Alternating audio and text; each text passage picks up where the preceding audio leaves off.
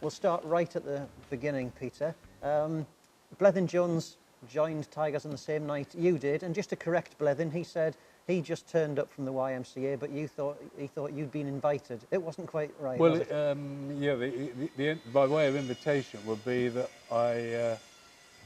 all I did was look in the Leicester telephone directory for Leicester Football Club, having skipped past Leicester City Football Club, and I thought, well, I want to go down to training. So I saw the number, rang the number.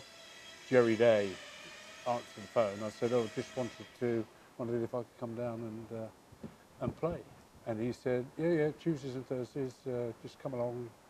So, yes, I was invited to come down, but only everybody. Because you made the phone call. Everybody could come down. They were celebrating 150 years of Tom Crumbie as well as 125 years of Welford Road. Those honorary secretaries, people probably don't appreciate now exactly what the honorary secretary did, but the whole club revolved around that one man. Yes, yeah, indeed.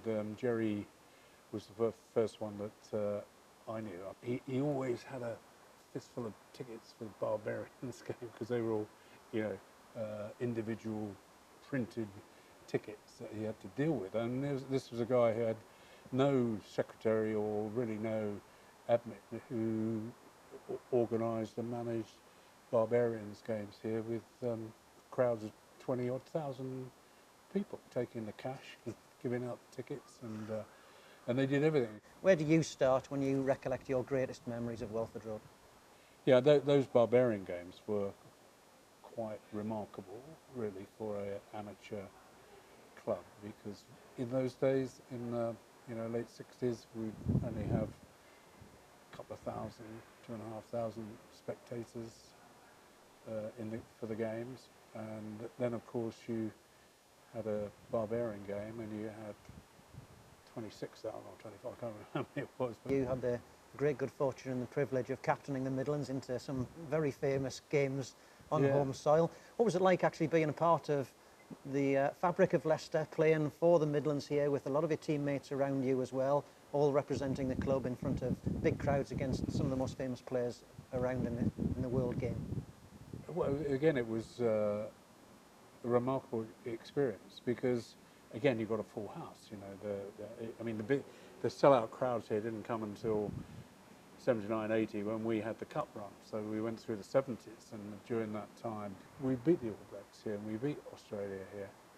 It's those things with your teammates, throughout that 70s, if you like, you train on the recce with your mates. You go through 6, 7, 8 years and all the rest of it, and in the pouring rain, and when they used to have the circus on the recce, and all the rain was the least of your problems. Yes, it was the camel dung and the elephant poo that was always the difficult thing. So you go through all of that, and I remember.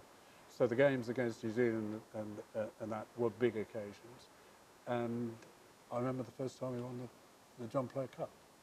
That was a moment. I can still remember the final whistle where we were on the floor. And you look around and see those guys. And it was your mates that you did it. You can go on and play England games and Lions and all the rest of it, but that is a real marker.